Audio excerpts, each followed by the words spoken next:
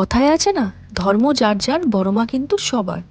মা না ডাকলে যেমন তার কাছে যাওয়া যায় না, তেমনি মা কাউকে কিন্তু খালি হাতে ফেরানো না, এবং সকলের মনস্কামনা কিন্তু পূরণ করে। আর তারই ডাকে, বড় মার ডাকে, তার দর্শনের জন্য পৌঁছে গেছিলাম নৈহাটি বড় মায়ের কাছে। বড় মার মন্দিরে কিভাবে যাবেন, কখন যাবেন, পুজো অঞ্জলি কখন দেবেন, ভোগ প্রসাদ কখন পাবেন এবং যাতায়াতের কত খরচ হতে পারে ইত্যাদি সমস্ত কিছুই বলবো এই ভিডিওতে। তাহলে চলুন জয় বড়মা বলে ভিডিওটাকে শুরু করা যাক। সুপ্রভাত বন্ধুরা, একটি নতুন ভিডিওতে আপনাদের সকলকে স্বাগত জানাচ্ছি। আশা করছি আপনারা সকলে ভালো আছেন, সুস্থ আছেন, সাবধানে আছেন। আমিও কিন্তু খুবই ভালো আছি। তো দেখতেই পাচ্ছেন এখন আমি স্টেশনে এসে গেছি। কোথায় যাচ্ছি না যাচ্ছি সমস্ত ডিটেল আপনাদের সাথে শেয়ার করব। চলুন সঙ্গে থাকুন আর দেখতে থাকুন আমার ব্লগটা। গুড মর্নিং বন্ধুরা, welcome back to my channel blog fusion. আমি রিজা চলে এসেছি আজকে একটা নতুন এক্সাইটিং ব্লগ নিয়ে। তো দেখতেই পাচ্ছ আমি স্টেশনে আছি। আজকে খুব মনের ইচ্ছেগুলো আর আমার মনের ইচ্ছেটা পূরণও হতে যাচ্ছে। তো কি হচ্ছে না হচ্ছে সবটাই তোমাদের সাথে শেয়ার করব। কোথায় যাচ্ছি না যাচ্ছি সবটাই তোমাদের সাথে শেয়ার করব। তো সঙ্গে থাকো আর দেখতে থাকো আমার ব্লগটা। দেখো ফাইনালি কিন্তু আমি শিয়ালদা স্টেশনে পৌঁছে গেছি। এবার এখান থেকে যাব আমি নৈহাটি বড়মার মন্দিরে। তো এখন আমি শিয়ালদাতে এসে গেছি, ট্রেনে আছি। তো চলো এখন আমি যাচ্ছি, তোমাদেরকে বলছি কোথায় যাচ্ছি। সেটা হলো নৈহাটি। ইয়েস, নৈহাটি বড় মার কাছে পুজো দিতে। আমার অনেক দিনের মনের ইচ্ছে ছিল, তো মা আজকে আমার মনের ইচ্ছেটা পূর্ণ করছে। তো চলো সবটাই যাবো, যা যা করবো না করবো সবটাই তোমাদের সাথে শেয়ার করবো, সঙ্গে থেকে। ও হ্যাঁ, আরেকটা যেটা কথা, আমি ট্রেনে করে যাচ্ছি কারণ ট্রেনের এক্সেসটা আমার কাছে খুব ইজি লেগেছে। খুব কম টাইমে তুমি পৌঁছে যেতে পারবে। বাকি সমস্ত ডিটেলস তোমাদের সাথে শেয়ার করব। তো চলো সব কিছু দেখা যাও, তোমাদেরকে সঙ্গে থাকতে হবে, দেখতে থাকতে হবে ব্লগটা। নৈহাটি যাওয়ার জন্য কিন্তু আপনাদেরকে শিয়ালদা স্টেশন থেকে লোকাল ট্রেনে করে নৈহাটি যেতে হবে। এটা কিন্তু আমার কাছে খুব ইজি অ্যাক্সেস লাগলো।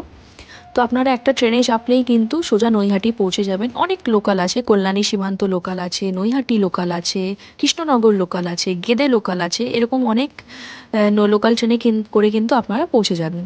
তো দেখুন ফাইনালি আমরা নৈহাটি স্টেশনে পৌঁছে গেছি। এবার চলুন যাওয়া যাক। কীভাবে যাবেন বলছি। দেখুন 1 নম্বর স্টেশনেই কিন্তু আমাদের ট্রেনটি দিয়েছে। তো 1 নম্বর স্টেশন থেকে এক্সিট করতে হবে। দেখতেই পাচ্ছেন এই যে এক্সিট পয়েন্টটা। এখান থেকে এক্সিট করে বাইরে বেরোলে দেখবেন এই যে এই বাদিকে যে রাস্তাটা চলে গেছে, এই রাস্তা দিয়ে সোজা গেলেই কিন্তু, একটু সোজা গেলে দিয়ে সামনের যে মোড়টা দেখতে পাচ্ছেন, ওই যে দেখুন একটা মিষ্টির দোকান মন্ডা মিঠাই লেখা, ওই দিক থেকে কিন্তু ডান দিকে বাঁকতে হবে। আপনারা টোটো অটো করেও যেতে পারেন, 10 টাকা করে নেবে, বাট আমি প্রেফার করেছি হেঁটে যাওয়ার জন্য, তাই আমি হেঁটেই যাচ্ছি। এই যে দেখুন মন্ডা মিঠাইয়ের ঠিক যে পাশ দিয়ে চলে গেছে, 5 মিনিটের হাঁটা পথ, এবং হাঁটতে হাঁটতে দেবেন অনেক ডালা ফুল নিয়ে বসে আছে। আপনারা এখান থেকেও কিন্তু পুজোর জন্য সামগ্রী নিতে পারেন। তো চলুন আমি এখন হেঁটে হেঁটে যাচ্ছি সামনে মরবার মন্দিরে। আমি ফাইনালি পৌঁছে গেছি। আমি হেঁটে হেঁটেই যাচ্ছি, এখান থেকে 5 মিনিটসের ডিস্টেন্স। তোমরা চাইলে কিন্তু টোটো করে আসতে পারো, 10টা টাকা নেবে, তোমাদেরকে বড়বার মন্দিরের সামনে পৌঁছে দেবে। আর চারপাশ দিয়ে অজস্র দেখো দোকান আছে, এখান থেকে তোমরা ডালাও নিতে পারবে। তো চলো আমি সামনে থেকে ডালা নিয়ে এবার পুজো দিতে যাচ্ছি। বড়মার মন্দিরে কিন্তু মঙ্গল শনিবার করে খুব ভিড় হয়, দেখতেই পাচ্ছেন। তো আপনারা যদি আসেন, ভিড় অ্যাভয়েড করতে চান অন্য দিনও আসতে পারেন, বাট আমার ইচ্ছে ছিল আমি শনিবারই আসবো, তাই আমি শনিবারে এসে পুজো দিতে এসেছি।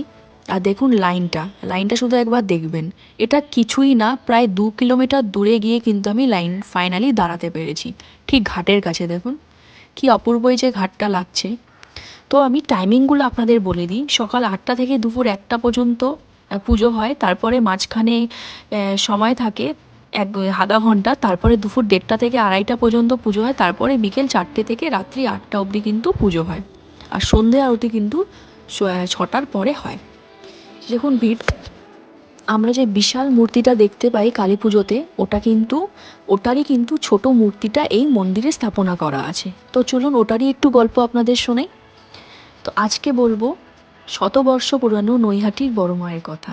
হ্যাঁ, উচ্চতায় 21 ফুট ঘন কৃষ্ণ ফাইনালি কথায় আছে না, ধর্ম কাছাকাছি যার মায়ের যার, বড় মন্দিরের মা সামনে কিন্তু চলে সবার। এসেছি। আর এই প্রবাদী মাকে আজ বড় মা করে তুলেছে, কারণ মা কাউকেই কিন্তু খালি হাতে ফিরিয়ে দেন না, সবারই মনস্কামনা কিন্তু পূরণ করেন। নৈহাটির বাসিন্দা ভবেশ চক্রবর্তী তার 4 বন্ধুর সঙ্গে একবার নবদ্বীপে ভাঙা রাস উৎসবে গেছিলেন। তো সেখানে বিশাল বড় বড় মূর্তি দেখে তারও মনে ইচ্ছে জেগেছিল যে কেন তিনিও এরকম বড় মূর্তি করে রক্ষাকালীর পুজো করুক।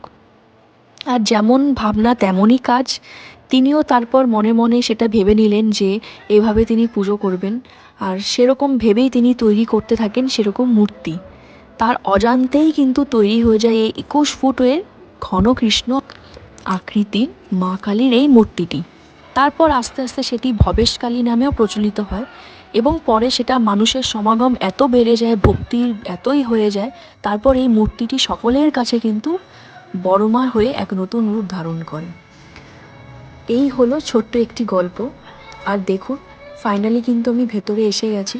আর বড়মার এই অপরূপ দৃশ্য দেখে আমার মন মুগ্ধ হয়ে গেছে। মা যে আমাকে এই ডাকে সাড়া দিয়েছে, আমি তার জন্য ভীষণভাবে আপ্লুত। তো চলুন, পুজো দেওয়া হয়ে গেছে, একবার ভিড়টা দেখিয়ে দিচ্ছি আপনাদের। এইটা কিন্তু শনিবারের ভিড়। আপনারা যদি ভিড় অ্যাভয়েড করতে চান অবশ্যই কিন্তু মঙ্গল শনিবারটা ছেড়ে আসবেন। আর সবথেকে যেটা আমার কাছে লাগলো, যত টাইম যাচ্ছে ভিড় কিন্তু ততটাই কিন্তু বেড়ে যাচ্ছিল। এই হলো ফাইনালি আমার পুজো দেওয়া হয়ে গেছে। দীর্ঘ 2 ঘন্টা লাইনে দাঁড়ানোর পর আমি পুজো দিতে পেরেছি। তো আমি একটাই সাজেস্ট করব, যারা আসতে চাইছেন তারা মঙ্গলবার আর শনিবার থেকে স্কিপ করে আসুন, তাহলে ভিড়টা কম হবে। আজকে দারুণ ভিড় ছিল, তাও সকালে এসেছি বলে এত, নালে আরও ভিড়ে থাকতে হতো। যত দিন যাচ্ছে তত ভিড়টা বাড়ছে। তো চলো এখন একটু কিছু খেয়ে নেওয়া যাক, কারণ সকাল থেকে উপোস ছিলাম। খুব ভালোভাবে মায়ের পুজো দিতে পেরেছি, মনটা খুব ভরে গেছে। এখানে একটা দোকান ছিল পাশে, আহারে বাহারে বলে, বেশ ভালোই লাগলো। এই দোকান থেকে কিন্তু আমি একটু জলখাবার খেয়ে নিয়েছিলাম, কারণ সকাল থেকে উপোস ছিলাম। তো জলখাবার খেয়ে তারপরে দেখুন বেরিয়ে পড়েছিলাম। বেরোনোর আগে একবার আপনাদের আবার ভালো মতো দেখিয়ে দিচ্ছি। চলো, আমার খাওয়া হয়ে গেছে, এবার আমি যাব বাড়ির উদ্দেশ্যে রওনা হচ্ছি। মনটা ভরে গেল, এত সুন্দর পুজো দিয়েছি। তো চলো, অনেকটা ভিড় আছে, এবার স্টেশনে যাই। এখন কি ট্রেন আছে দেখতে হবে, তারপরে চলো বাড়ি গিয়ে আবার কথা বলছি। চলো, আমাদের ট্রেনের অ্যানাউন্সমেন্ট হয়ে গেছে, এবার যাওয়া যাক। অ্যানাউন্স করছে, তো চলো ট্রেনে বসে আবার কথা বলছি। আর একটা কথা বলাই হয়নি, ওখানে কিন্তু 51 টাকার ডালা পাওয়া যায়, 101 টাকার ডালা পাওয়া যায়, অনেক ডালা পাওয়া যায়। তো আপনারা সেইভাবেই নেবেন। তো চলুন, ফাইনালি বাড়ির কাছে পৌঁছে গেছি। আশা করব আপনাদের এই ছোট্ট ব্লগটি আমার ভালো লাগবে। যদি ভালো লেগে থাকে কী করতে হবে সকলেই জানেন। একটা লাইক করে দেবেন, শেয়ার করে দেবেন, আর পাশে থাকা বেল আইকনটাকে কিন্তু অবশ্যই ক্লিক করে দেবেন। জয় বড় মা।